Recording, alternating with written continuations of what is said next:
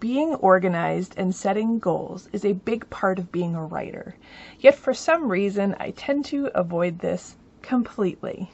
Today I'm going to share with you what my accomplishments were for the first half of 2021 and what my goals are going forward. Hey there, my name is Tanya and welcome to my writing realm. If you haven't been here before, please feel free to look around. And if you'd like to learn about my publications, please feel free to check out my website at www.taniastephenson.ca. The first half of 2021 did not go as I'd initially planned. I wanted to finish an entire novel, including all the editing and publication, sometime in 2021. But that just didn't happen. Now, I had a lot going on. I had a lot of other goals that I didn't anticipate would take so much of my time away from actually writing. Over the course of the summer, I planned to do vendor markets. I ended up doing 4 vendor markets locally. And in order to get ready for this, I had to print and package short story booklets. And this includes learning how to do all the formatting, doing the cover design, getting the barcodes, printing it, packaging it all myself. It was a lot of work. My health condition has been a roller coaster, and a lot of that has to do with all of the prep and doing the vendor markets. But with doing them only 2 to 3 weeks apart, it didn't leave me very much time to recover and rest. That might sound like a lot of time to some people, but because of my health conditions, it just wasn't enough time. I could probably do once a month and not 2 to 3 a month going forward. I have felt overwhelmed, stressed out, exhausted, and it basically took away all of the energy that I had to put into my writing. But I need to leave the past in the past and move forward from here. But on the bright side, I did accomplish quite a bit in 2021, at least through the first half. I'm just going to read this off a list to make it easier. Number 1, I learned how to format, print, and package short story booklets. Number 2, I attended 4 local vendor markets, which were somewhat successful. I began self-publishing low-content and no-content books on KDP, and as of today, I have at least 14 ready for order and under a new author name. Number 4, I started yet another YouTube channel called Tanya's Treasury, where I will track all of the sales and processes that I go through for passive income. Number 5, I released the entire Red Crime Thriller collection together as one big ebook. Number 6, I released the Nerdalyfics Auto Budget book after at least 10 years of stalling out on the project. Number 7, I started my first podcast. Number 8, I maintained YouTube channels and the new podcast. Number 9, I hired someone on Fiverr for the first time who I hired to design a bookmark. However, he did a great job. However, I did decide to go with my own design because, well, I'm anal. Number 10, I connected and networked with many new people in the writing world and in the AuthorTube community, as well as other YouTubers. Now this takes me to my September goals. Number 1, focus on getting our house in order and catching up on cleaning. We have a lot of stuff to go through, and I've been donating like crazy over the course of the year, but I have much more to go. And I feel like if you're not organized around you, then focusing on writing seems to be a lot more difficult. Do you find the same thing while you're writing? Let me know down below. Number 2, try to stick to the new schedule that I made, which includes writing time and author business related tasks. So far, I haven't been doing too badly with that, but the writing time always seems to be pushed aside, and I really don't know why. That's why I'm here, to write and then publish. But I seem to be taking all the media and publishing aspects of life and putting it ahead of my writing, which I need to stop doing. Number 3, try to not be hard on myself. So be kind to myself. Now this is something that somebody else recently suggested to me, is that I really have to accept that I have a heavy load, both in personal life, work life, and writerly life. And if I can't accomplish it all, I have to tell myself that that is okay. I tend to be very hard on myself, and that needs to stop. Number 4, get more organized with my writing projects and set things up in priority order. Recently I should say, I have been jumping from one project to the other, but I think that's because I'm so overloaded, I have a hard time focusing and narrowing in on one project at a time. Number 5, set up and reorganize all of my writing areas. Now I have multiple writing areas. This is my main desk where I do all of my, I work for my day job. I do all of my video editing and recording. I do all of my graphic design and my book editing also I do here. Now I also write in bed with a laptop, or I take my laptop or Surface to other places, for traveling or do anything like that.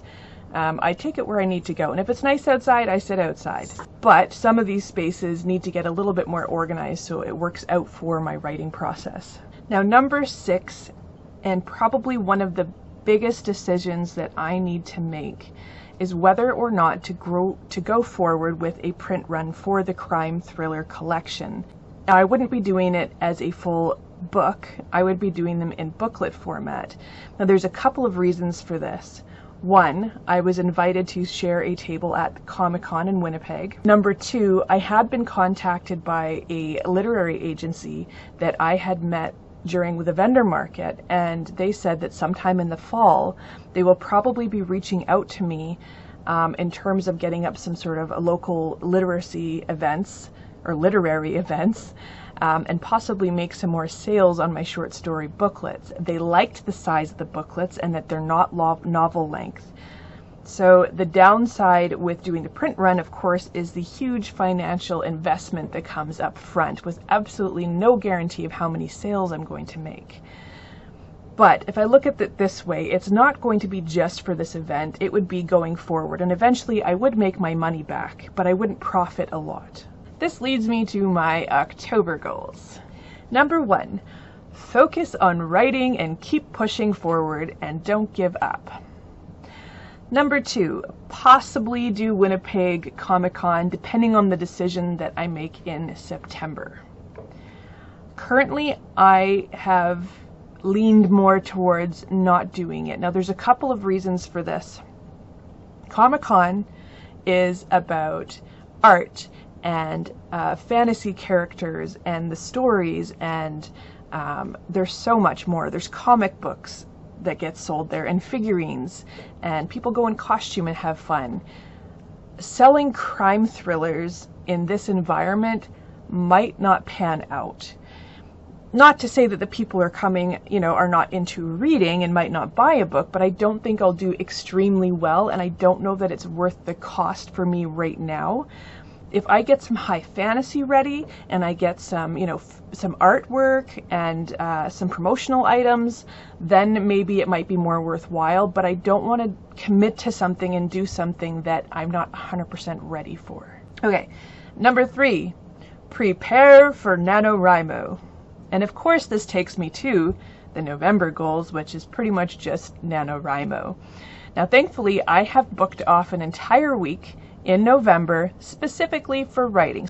My kids will be in school, my husband will be at work, and I can sit at home 100% on my own for like 8 or 9 hours every day for Monday to Friday and be able to actually get some writing done. And I really hope that this helps me get ahead in Nano.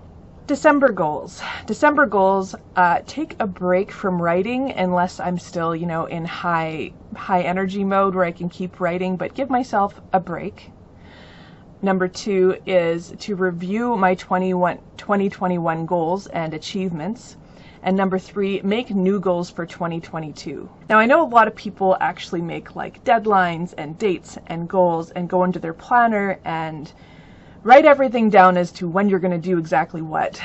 Unfortunately, that doesn't work for me for many reasons. 1, I forget to check it.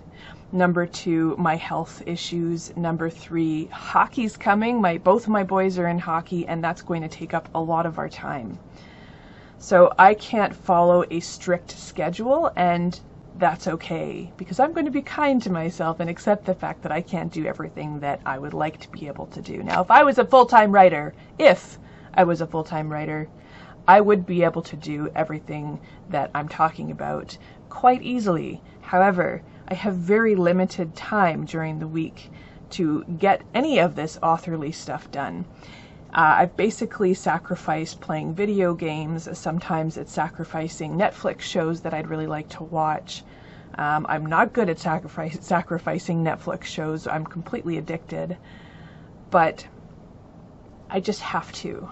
I also want to read again. I have had this book by Karen Marie Moning for probably more than a year and a half. I've been trying to read this book. And I'm not sure if it's the book's problem or if it's me. It is book 6 in the Fever series. And I loved the books, so I had asked for, all of the rest of the books in the collection as gifts for Christmas, and I got them all. So I still have like 3 other books. I'm on book 6. And the first few books I was able to fly through with no problem. I got to 5, it slowed down quite a bit. And now that I'm on book 6, I'm not even halfway through after a year. So I don't know if it's me mentally not being able to focus on the story or if I'm just so tired of the same world and the same characters. So I think I'm going to take this partially read book, set it aside, and start reading something new, because I really need to refill the creative well, if you know what I mean. All right, so that's it for today. Thank you for watching. I appreciate each and every one of you. Have a great rest of your day, afternoon, evening, night, or whatever, and keep writing.